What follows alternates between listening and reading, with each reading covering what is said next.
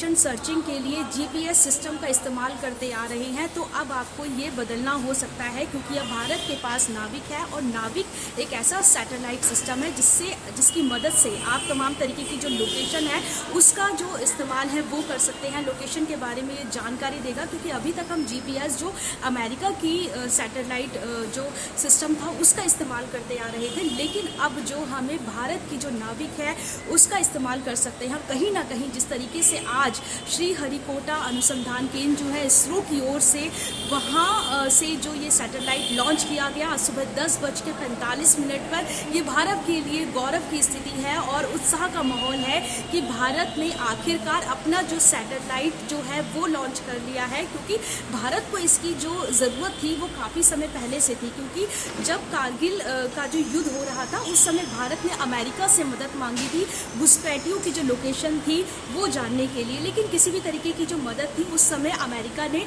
नहीं की थी, जिसके बाद लगातार से कोशिश की जा रही थी भारत की ओर से इस तरीके का अपना जो सैटेलाइट था वो लॉन्च करने का, जिससे नेविगेशन का पता चल पाए। क्योंकि जो आतंकवादी की जो स्थिति होती है या सुरक्षा के लिहाज से ही काफ़ी अहम माना जा रहा था, लेकिन इसमें किसी भी तरीके का जो, क्योंकि तस्वीर बदली, समय बदला और उसके बाद आखिरकार भारत को जो है अपना सैटेलाइट सिस्टम वो मिल चुका है और इसकी क्षमता इतनी ज़्यादा है, ये भारत के लिए इतना ज़्यादा उपयोगी है, क्योंकि सिविल नेविगेशन को देखते हुए, सिविल एक्टिविटी को देखते हुए इसकी जो ज़रूरत थी वो काफ़ी ज़्यादा मानी जा रही थी।